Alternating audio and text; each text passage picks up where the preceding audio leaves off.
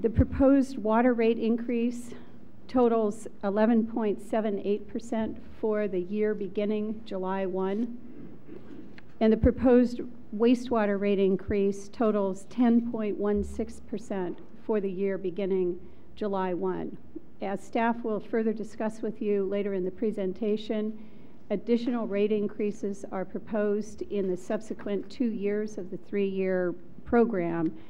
However, I wanted to make sure that it was clear exactly what is being proposed, because there has been, in addition to the 45-day mailed notice that was provided by the City of San Bruno, there has been other information circulating in the community that suggests, in fact, that a 40% and 30% rate increase is being considered tonight. While it is accurate that a cumulative increase over 3 years would total more than, it roughly equates to the numbers that were provided in that separate notice that was disseminated by somebody other than the City of San Bruno. It is not accurate to suggest that that amount of an increase is being considered to take effect on July 1. Again, those amounts are in the water enterprise, 11.78%, and in the wastewater enterprise, 10.16%. As I indicated, and just for a very quick review, the public notification process requires that notices are provided to residents of any rate change at least 45 days prior to the first reading of the ordinance, which is on your agenda tonight. And the City Council has the ability to adjust the rates by the proposed amount or by a lesser amount, except if the city were to receive protests from more than 50% of the property owners in San Bruno receiving the mailed notice. The mailed notice, again, as I indicated, was sent out on March 27th, and since that time, the city has received a total of 387 protests. I've given a summary of those protests in a document that is on the dais tonight and which is available if anybody else wants it.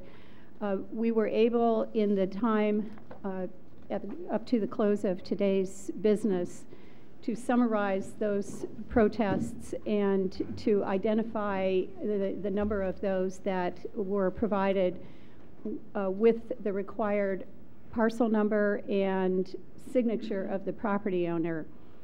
That number is 352.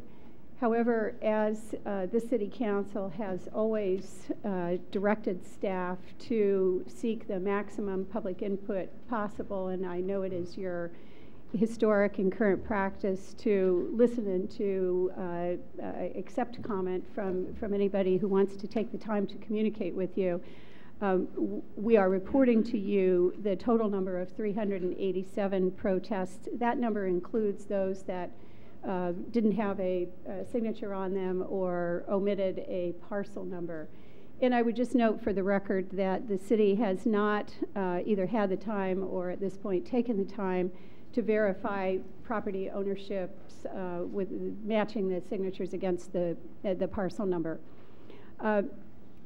Again, that number represents approximately 3.3% of the total number of notices that were mailed to property owners in the city, suggesting that while that 3.3% have taken the time to communicate their protest to you, that the overwhelming majority, well over 96% of residents who have received notices from the city and potentially from others have not done so.